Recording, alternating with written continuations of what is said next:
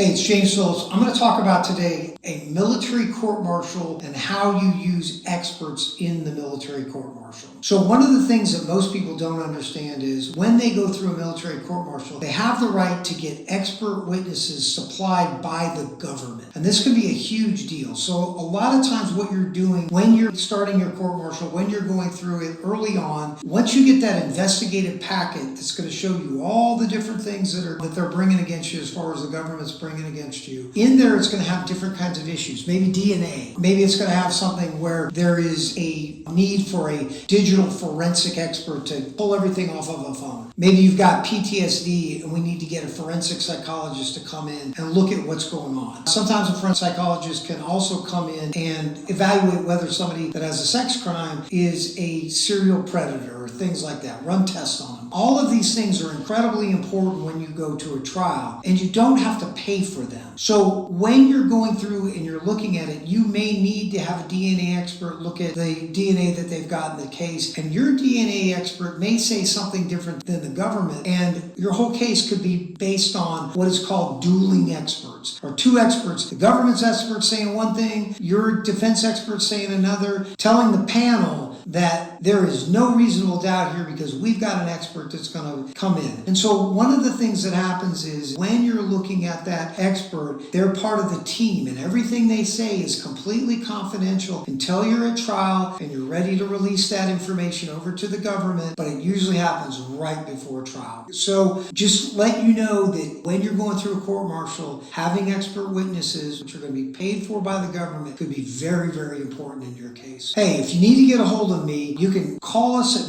931-217-7648. You can also text that number, or you can email us at jphillipslaw22@gmail.com. And finally, if you go down into the description, you'll see there's a link that'll get you on the calendar. You can also use that to pick a good time for you. So, great talking to you. Give us a call. We're going to help you out.